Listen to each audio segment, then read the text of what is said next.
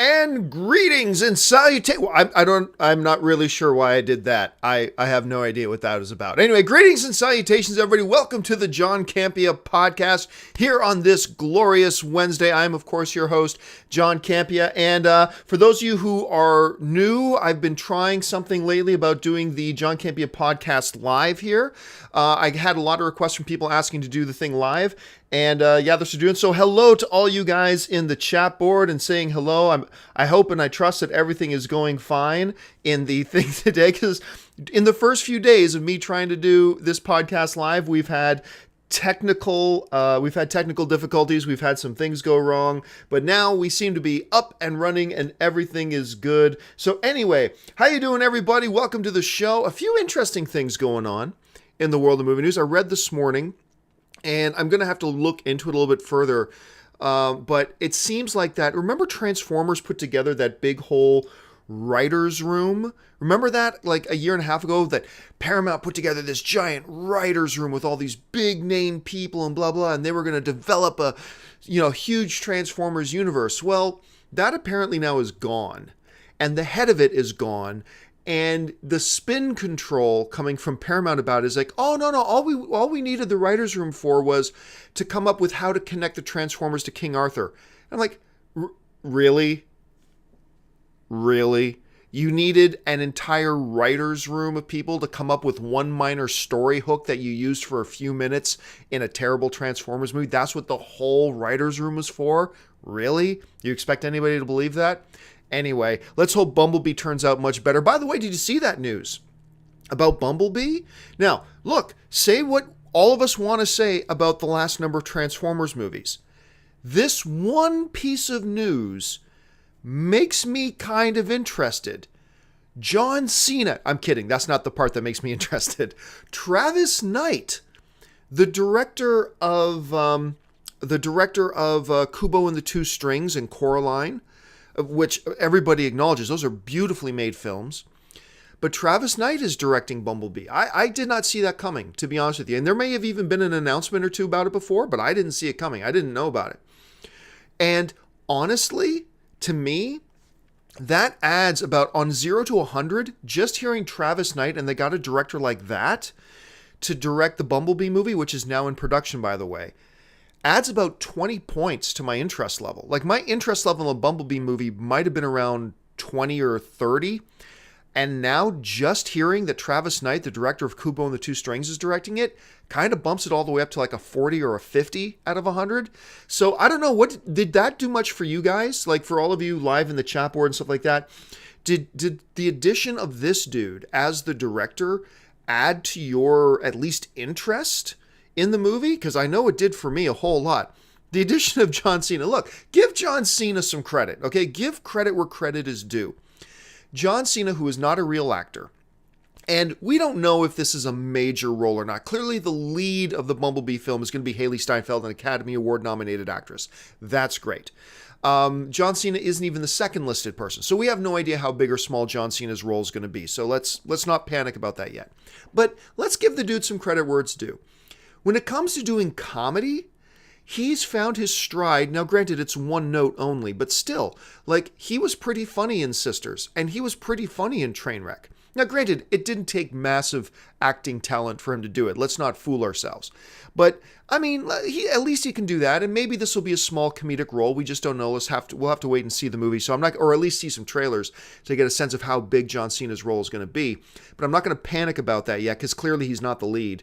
That's Hailee Steinfeld, who I do like and I do trust quite a bit. But this Travis Knight question, man, this adds a lot. Anyway, let's get to it. Here's how today's show is going to run, guys. I've got 6 questions picked out.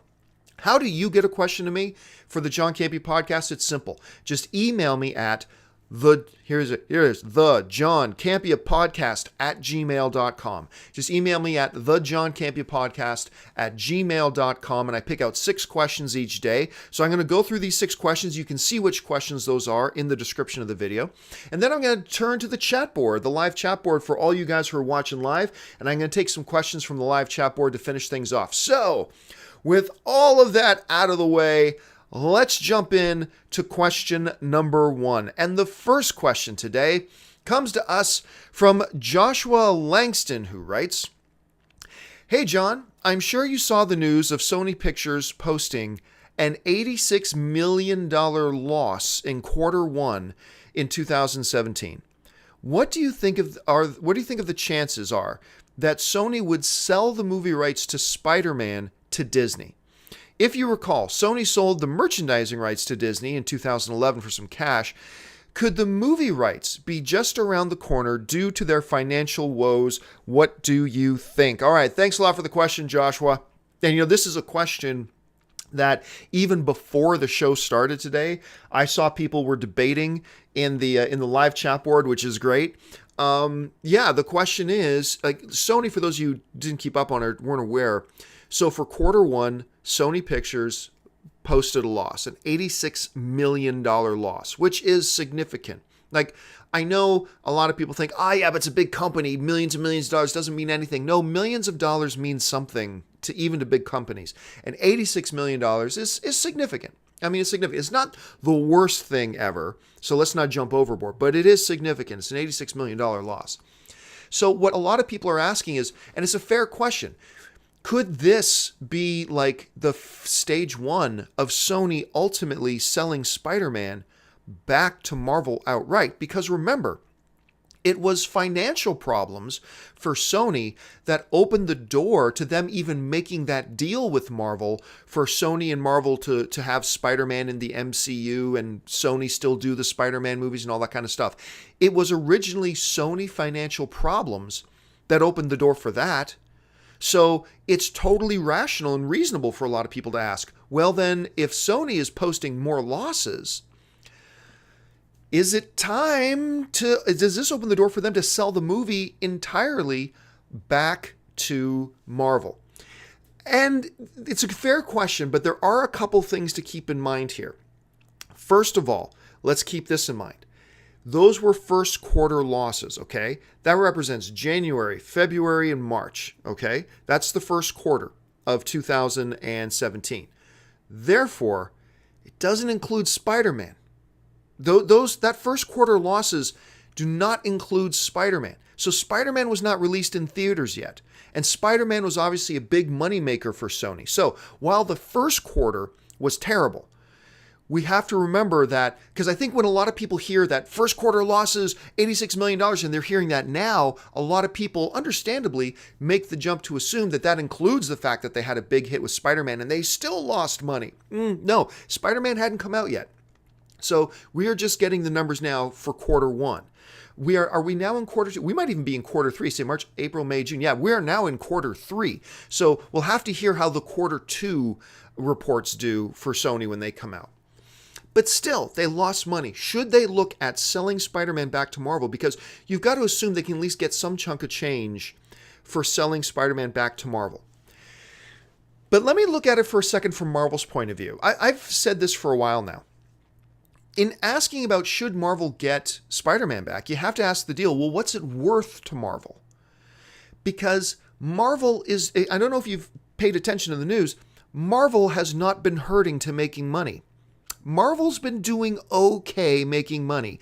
Marvel is not in a buyer's market right now. Marvel, they're doing great. I mean, they are in a buyer's market. They're doing terrific.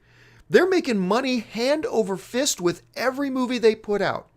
So it's not like Marvel is in this backed into a corner where, oh my God, Marvel needs a hit. What can we do? Let's go get Spider-Man. Maybe then we can have a hit. No, every single movie they put out makes them money.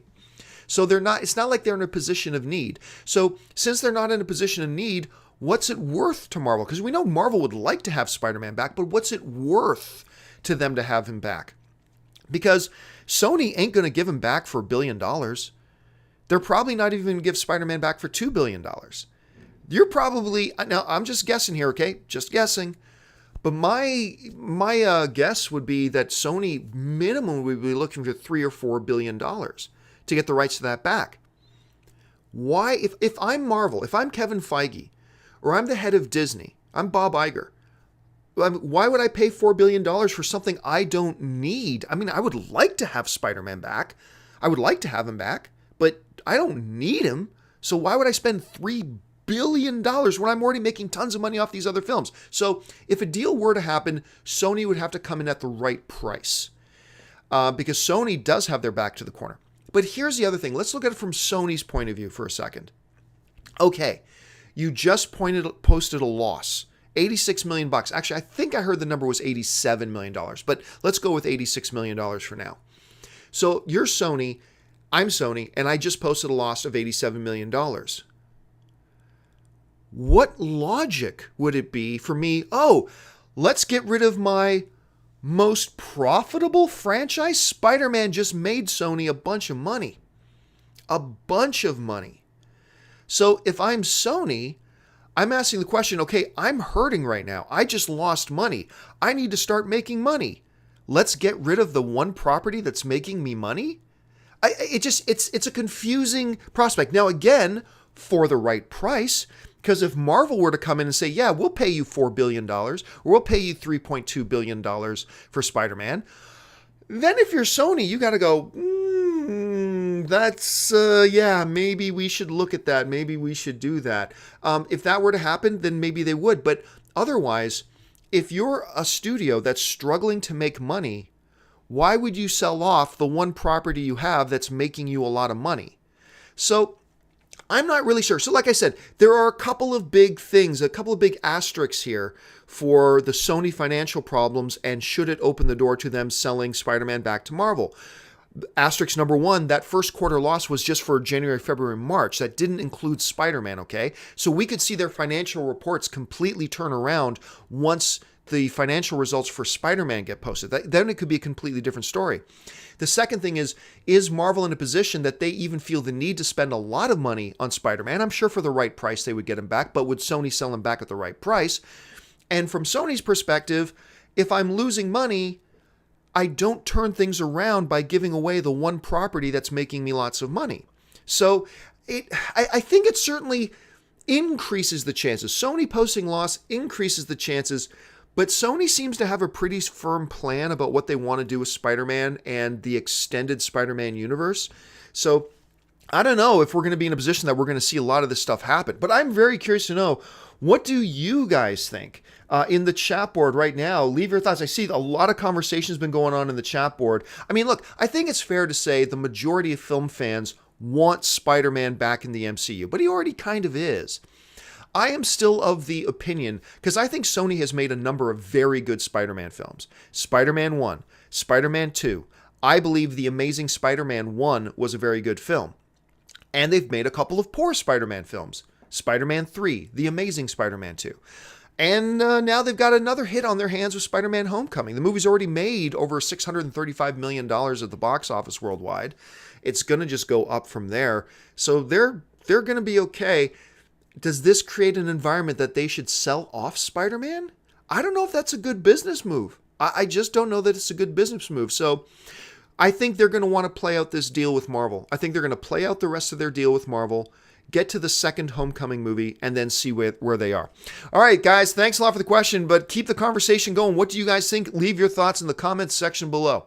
All right, let's move on to the next question. And the next question today comes to us from AJ Benzaken, who writes, "Hey, John, I'm a longtime fan since the AMC days. Thank you very much. Those were good days. My question is, why have we not gotten a sequel to the 2008 action film Wanted?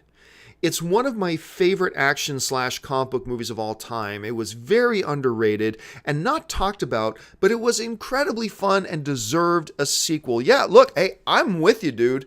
I love Wanted. That movie with James McAvoy and Angelina Jolie and Morgan Freeman and Common, and I thought the movie was killer. I had a blast with that movie. Now, I know a lot of people kind of, put their noses up at it a little bit because, the whole Loom of Fate thing. I thought the Loom of Fate was awesome. I don't care what anybody else says. I thought that part was great. The curving bullets, basically these were people born with superpowers, basically. They never used the phrase superpowers, but basically they had superpowers. And I thought it was a hell of a lot of fun, that movie. It did pretty good financially. I mean, it had a reasonable budget and made like close to $400 million worldwide. So it made profit, not a ton of profit, but it made money. It was generally liked. I mean, I think it has over a 70% on Rotten Tomatoes. And it was, it seems like something you can build a franchise on. So why? Why was there not another Wanted film? Here's my best guess from what I've gathered, okay?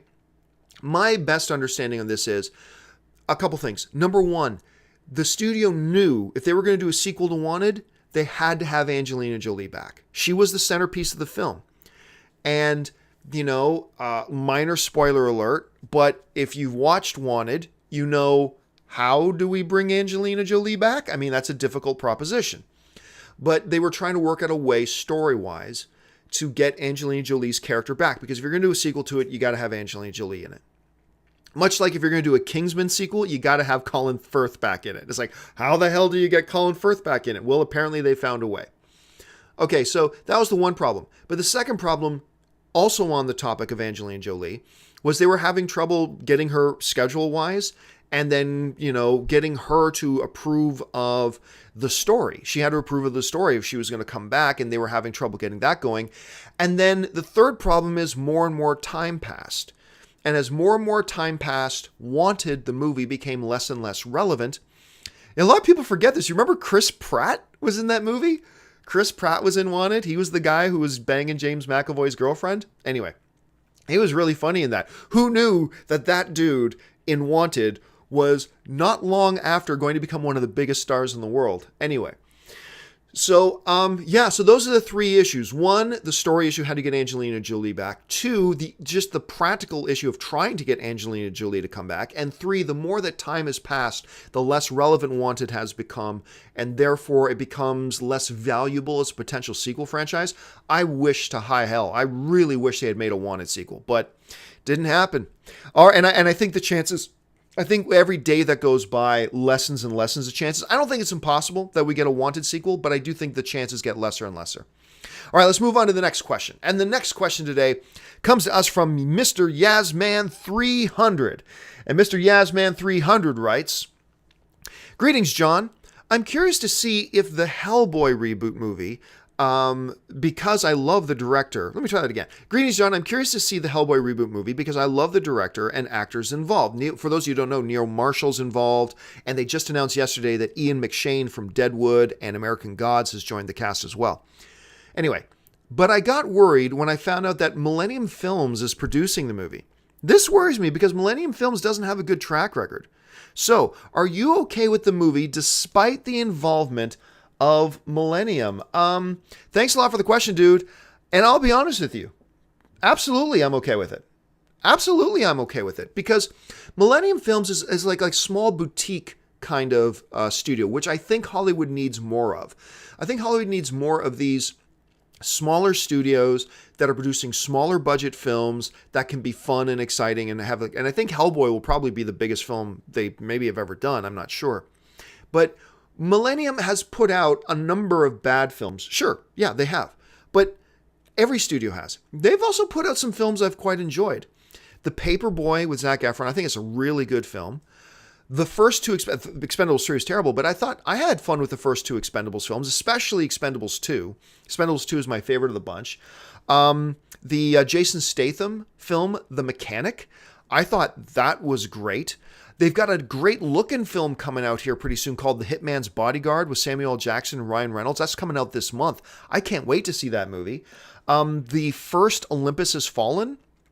Olympus Has Fallen number 2, not so much.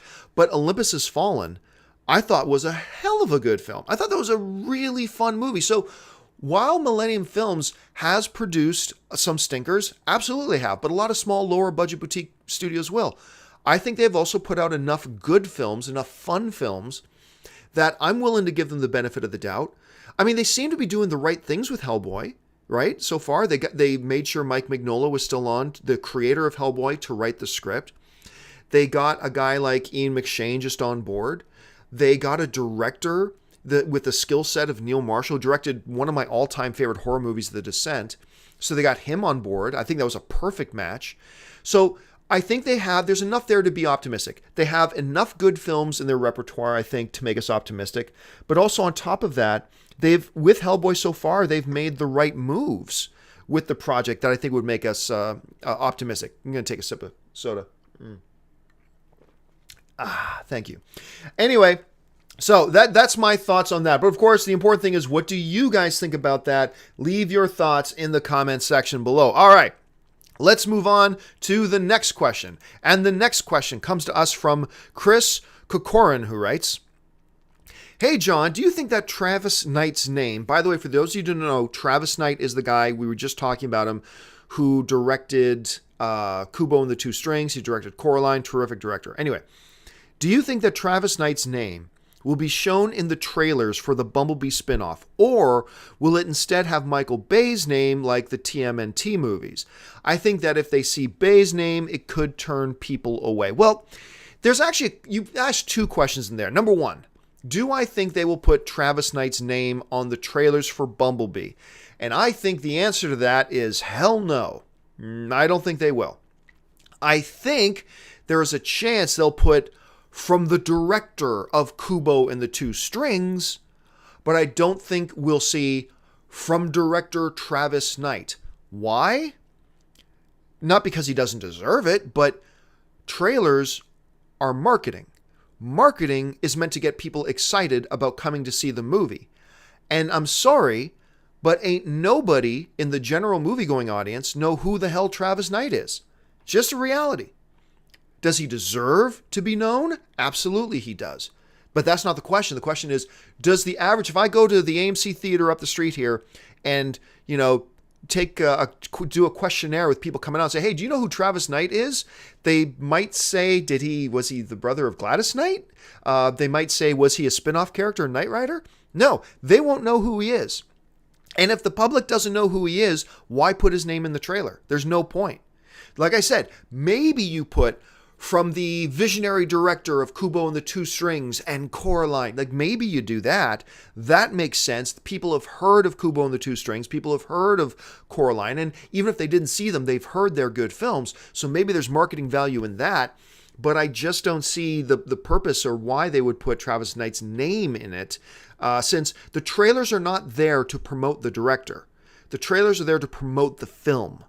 And if using the director's name can promote the film, Steven Spielberg, Christopher Nolan, Martin Scorsese, Peter Jackson, the Coen brothers, whatever, if using the director's name can promote the movie, you do it. But in this case, Travis's name doesn't promote the movie. Now, as far as the other question, do they put Michael Bay's name on it? I don't think they do. I don't think they do. I think they learned their lesson at this point. Do I think putting Michael Bay's movie name in the trailer would hurt the movie and turn people away? No, I don't think it would. Honestly, I don't think it's gotten that bad. But I also think that it doesn't promote the film. So just like I was saying with Travis Knight, people recognize Michael Bay's name, but it may be good, it may be bad. So I don't think you see Michael Bay's name in the trailer, and I don't think you see Travis Knight's name in the trailer. But what do you guys think? Maybe you guys think differently. Let me know in the comment section below. All right, let's move on to the fifth question today. We got two more to get through before we go to the live chat board. And the fifth question today comes to us from Danny Rivera, who writes, "Hello, John. It seems to me like Disney has lost the best opportunities to announce the upcoming Han Solo movie's title. Star Wars Celebration, D23, San Diego Comic-Con. When or how do you think they'll finally announce the Han Solo movie title?" Well, let's look at it for a second. Was I expecting a Han Solo title at San Diego Comic-Con? No. Was I expecting a Han Solo title at Celebration? No, because they let us know in advance they really weren't going to be talking about Han Solo, which I was a little bummed at. I mean, you get people from all over the world to fly in for what you call the center of the Star Wars universe. Everybody come to Star Wars Celebration. It's the center of the Star Wars universe. Oh, but we're not going to talk about one of the major movies we already have in production. I thought that was lame. Although Star Wars Celebration was awesome, I gotta say. Because I've been to Star Wars Celebrations before and thought, meh. This Star Wars Celebration that they had recently was killer. It was absolutely full credit where it's due to Disney and Marvel and Lucasfilm for putting on an amazing event that I loved. And I will definitely be getting tickets no matter where in the world the next Star Wars Celebration is. I'll definitely be getting tickets to go to the next one. But I do wish they talked about Han Solo. But let's look at the history, though. At least the recent history. Where did they announce the title of The Force Awakens? Was it at a Star Wars Celebration? No. Was it at a D23? No. Was it at San Diego Comic-Con? No. Did they call a big press conference and bring in, journalists and film bloggers and YouTube people to unveil the name of Star Wars The Force Awakens to everybody? Nope. They just jumped on Twitter and put out the title. And it got everybody's attention. It got everybody's attention. That's all they needed to do. Disney knows we don't have to have a big event to put it out to get everybody's eyeballs on it. They know this is Star Wars, man. All we got to do is put out a tweet. Put out one tweet and the world will be talking about it. We didn't need it at D23. We didn't need it at Star Wars Celebration. We didn't need it at San Diego Comic-Con. We got all the world's attention and all the media buzz, and the entire news cycle was all about Star Wars The Force Awakens title just by tweeting it out. And they knew it. They didn't need those other things to do that. So I have a feeling that when we finally get the Han Solo title, it's going to be just like that. It's going to be in a tweet or a Facebook post or an Instagram thing, or it's going to be, hey, John Boyega, drop this on your next interview.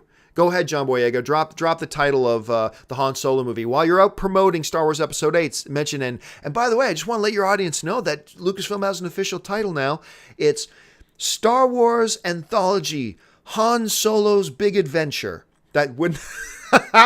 I want that as the title. I want it to be Han Solo's Big Adventure. And I want him to be looking for a bike. Anyway, so yeah, that's how I think they're going to announce the Han Solo title. I think it's going to be any day. They're just going to drop it out of nowhere. We're not going to know that it's coming. They're not going to give us advance warning. It's just going to be one morning, bump, they drop a tweet or social media post, and then the whole world will be talking about it.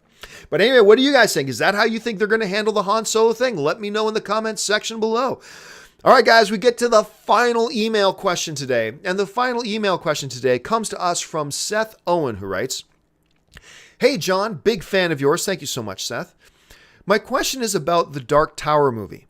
I just realized it opens this weekend. I checked Rotten Tomatoes to check its critic score, and there isn't one yet, even though it opens in just a few days. Is this a good sign that the movie will not be critically well received and will probably bomb? All right, so thanks a lot for the question, Seth. I'm going to take another sip of my soda. It's hot in here. Man, that's the thing. And when I do these shows, I like you guys to have as good audio as possible. So I turn the air conditioner off, and I'm in Burbank and it's hot. It's like 96 degrees outside right now. So it's hot in here. So I got to drink my drink. Anyway, Dark Tower, a movie we have all been looking forward to.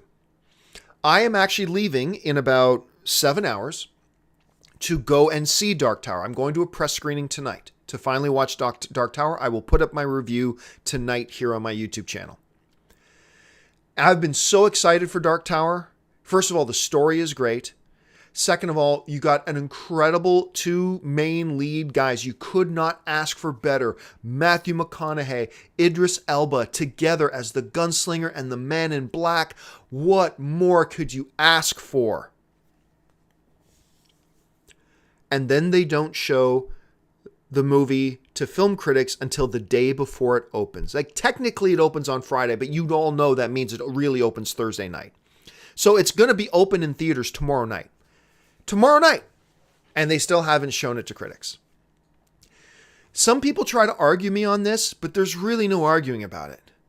When a studio does not show its movie to critics in advance, at least like till the day before the movie comes out, that's a red flag. That's a massive red flag. Because studios want publicity. And you know that if the studios thought, hey, by showing this to critics early, we'll get all this great free buzz because we know critics are going to like it. We know it's a good movie and they're going to talk about it and get positive word of mouth going and build up this momentum, then we release the movie. If that's the case and they don't show it to you until the day before the movie opens, it's not an automatic. It very well could be they just couldn't screen it any other time. Maybe they just had some scheduling issues. Possible. But what it screams to me, and I've yet to see an exception to this, when they don't show it to the critics till the day before the movie comes out, that means not only do they believe they're not going to get positive word of mouth, they believe there's going to be negative word of mouth. and it tells me that the studio doesn't have any faith in the movie. Now, again, that's not an automatic. That's just my feeling on it. But yeah, it screams to me that the studio doesn't have faith in the film, that they don't believe in it. And if the studio doesn't have faith in the film and the studio doesn't believe in the film, why should I have faith in the film? But anyway, I've been anticipating this movie for so long. I've been excited for this movie for so long. I'm going to go and see it tonight. I'm going to leave all my expectations at the door. This is what I do every time. Every movie you and I go to see, we all have a set of expectations going to, whether we think it'll be good, whether we think it'll be bad, whether we think it'll be okay, all types of expectations. We all go to a movie with expectations. The key, though, is to take those expectations, and once you're about to step foot and cross that threshold and step foot into the theater, take those expectations and then leave them at the door. Go into the theater as much as you can with a blank slate and a fresh mind and leave the expectations there. Having expectations is totally reasonable. We should all have expectations, good or bad. The key though, is walk in and leave them at the door. Like, I had tons of negative expectations for that first Teenage Mutant Ninja Turtles movie a couple of years ago that Michael Bay produced. I thought the movie was going to suck. And I left my expectations at the door, went in and was like, you know what? This movie's actually pretty good. And I surprised myself. I enjoyed the movie. So there, it happens. But yeah, I think you're right, man. I'm very concerned about the fact that they have not shown it to critics yet. I think that tells me they don't believe in the movie. But anyway, hopefully the movie's kick ass and awesome. And let's just go into it. And like I said, check back on my YouTube channel tonight. I will be putting up a review tonight. So keep your eyes open for that. All right. With all that out of the way, let's go to the most awkward part of the show, where I try to communicate to you guys and read comments on the live chat board at the same time. So I'm going to take comments from the people who have been here all day. They have been on the chat board, chatting it up with each other, discussing the topics, debating the topics, and I'm now going to go to you guys for your questions. So let's start this one here. We're going to start with Jack Bauer. Welcome back to 24, by the way. Who writes, John, what is your opinion on the Robot Chicken Star Wars episodes? Should Disney allow further spoofs like this, these Pleasant Lake detour shows? I love the Robot Chicken Star Wars stuff. I think it's hilarious. Now, Disney and Lucasfilm and George Lucas himself has actually blessed these things, and George Lucas has even done a voice in them before. So he loves them and he has supported them completely. It's important to note, though, that while Disney and Lucasfilm and George himself has been supportive of these episodes in the past, Robot Chicken doesn't need their permission.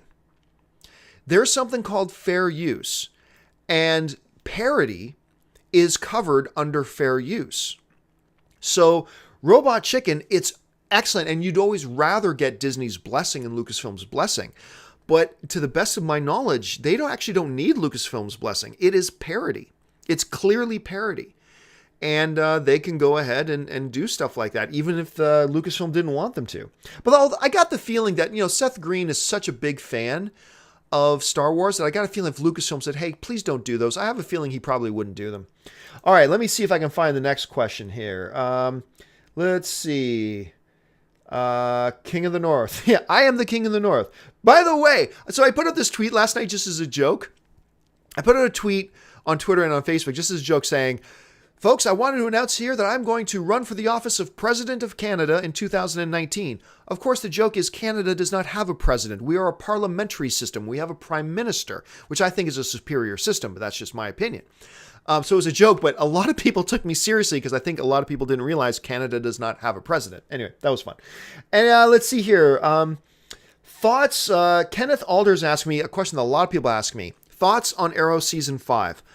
I binged Arrow Season 5 because I had so many people telling me, John, it got so much better, got so much better, got so much better, got so much better.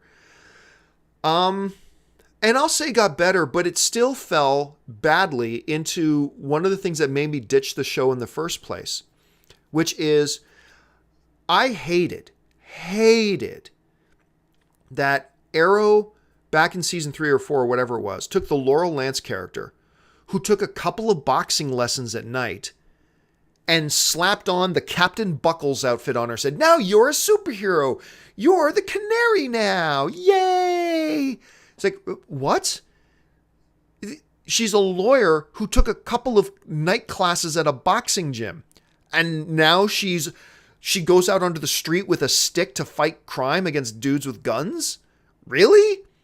Like with Oliver, he was trapped on an island. He went through all this. He was purged by fire, blah, blah, blah. Barry Allen got super freaking powers to do his thing, all the kind of stuff. But Laurel took some boxing lessons. Great. And then, to me, they just kind of compounded the problem in season 5. Except now, instead of one person with absolutely no business calling themselves superheroes, the dude with the hockey mask with guns. Really? That's what a superhero is now. A tech nerd who is a great athlete, but he has no combat experience. But hey, he's, what do they call him, Mr. Fantastic or anything like that? It's like, okay, you put on a mask. Now you're a superhero. Teenage girl with some angst. Okay, you put on a mask. You're a superhero now. Everybody's a superhero. Yay. And that just drives me crazy. Drives me crazy. At least in Flash, they don't bring people on Team Flash unless they have godlike power. So yes, they brought in Joe's son, Barry's kind of adopted brother. They bring him in, and he's not experienced or anything, but he has the power of gods with the Speed Force. It's a little bit different. What about you? Hey, I've got this cool goalie mask and a couple of guns. Does that make me a superhero? Sure, you're a superhero. No training, no experience, whatever, but you're good. You're a superhero. Anyway, so while Arrow season 5 was definitely an improvement over season 4 and definitely an improvement over season 3, they still have that main problem with their narrative that sticks in my jaw. Stephen Amell is terrific. I think he is a wonderful... I get mad at the fact that they have such an incredibly talented dude in Stephen Amell and some really good supporting characters there too. I know a lot of people don't like Olicity, but I think that's a great story hook. I really like it a lot. I think it could work. And now they've brought in another Canary. This is their third Canary to try to cover up the way they botched the Laurel Lance character. Anyway, so that's just my thoughts on that. All right, I'm going to take a couple more here. Let's see what we got. Let's see. Is the Emoji Movie this year's Civil War? Yes. In time, people will understand that the Emoji Movie is the greatest movie of all time. Lucas Rodriguez writes, John, who is your celebrity crush? I've had a number of celebrity crushes over the years. Back when I was younger, it was definitely, what's her name now? From Friends. Help me out, guys. What's the girl's name from Friends? And then she was in He-Man. Why am I forgetting her name? I talk about her all the time, and I'm brain freezing on her name. The girl from Friends, in He-Man, in the Bruce Springsteen dancing video. Anyway, her. She was my celebrity crush. I don't know why I'm brain freezing on her right now. Then that moved when I saw The Mask. That moved on, and then when I saw Alias, it moved on to Jennifer Garner. I've had a massive... with The Mask, it's Cameron Diaz, by the way. If you guys haven't seen Jim Carrey's The Mask, I honestly think the hottest any actress has ever looked in any movie ever, Cameron Diaz in The Mask. She was just nuclear hot. Like, I've never seen a man or a woman look as absolutely out of this world perfection like Cameron Diaz looked in The Mask. You got to check that out. Courtney Cox, thank you everybody. By the way, it was Courtney. How did I brain freeze on Courtney Cox's name? I don't know. I had a massive crush on her a long time ago. And then my big crush has been Jennifer Garner ever since Alias. My crush, it continues to be. I still think Jennifer Garner is one of the most beautiful women in the world. I got a chance to interview her. My first time I got to interview her was at Comic-Con a couple years ago.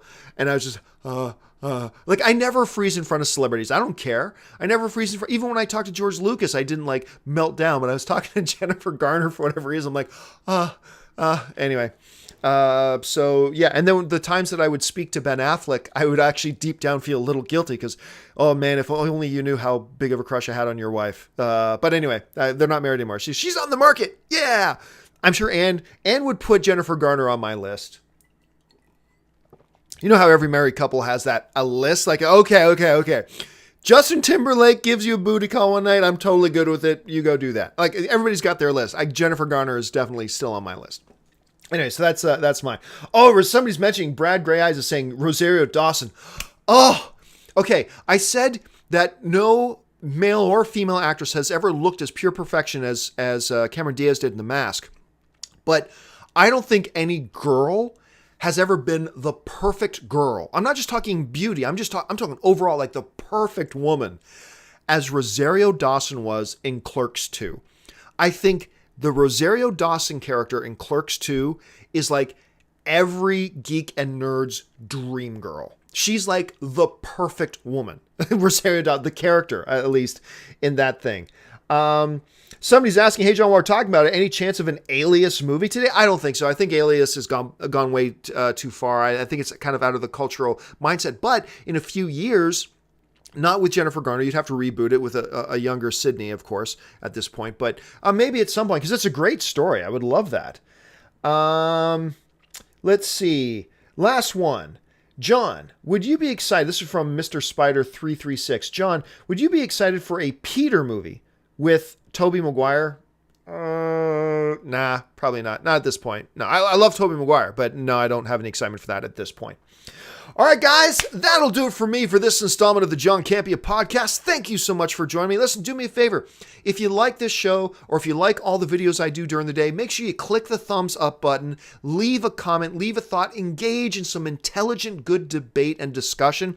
Be civil to one another. Remember, we're all movie fans here, and the best thing about movies is that they're all subjective, and we get to approach them from different points of view and have different experiences with them. And that way, when you're talking to somebody else, they can tell you an experience they had that maybe you didn't have with it. Always disagree and debate, yes, but do so civilly and just celebrate each other and build each other up as movie fans. Let's build up the film fan community. Also, guys, hey, while you're at it, make sure you subscribe to my YouTube channel. Just click on the subscribe button. Make sure you're following me. If you haven't done so yet, click on the little bell symbol too to make sure you get notified when I put up new videos. Also, make sure you follow me on Twitter and on Facebook, simply at John Campea. Follow me on social media there. I do a lot of my announcements there. And guys, I just want to, oh, damn it, I don't have my phone here. Anyway, I just want to remind you guys that I love using this one particular app called Share the Meal. I know all of you guys, and I know me and everybody I know, deep down, we want to do things that make the world a better place for somebody else. We want to do something that improves the lives of other people. But it can be daunting because it can either take tons of time or take a lot of money. There's this great app called Share the Meal. It's on Apple and Android.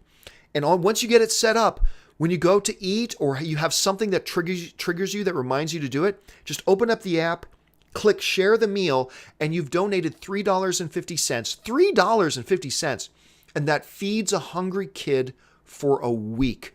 You can literally, tangibly make the world a better place for somebody who's got a lot less than we do by just clicking a button. It's safe, it doesn't take any time, and it's really cheap to do it, and you can make the world a better place for somebody. I encourage you all, try out Share the Meal. Anyway, guys, thanks for listening to me babble on about all this kind of movie stuff. Thanks for joining me. I'll be back again tomorrow morning. I've been doing the show live every day now at 9 a.m. Pacific Standard Time. That's noon East Coast time. So come on in and join me here. Share the show around. That'll do for me, guys. Thanks so much for joining me, and until next time, bye-bye.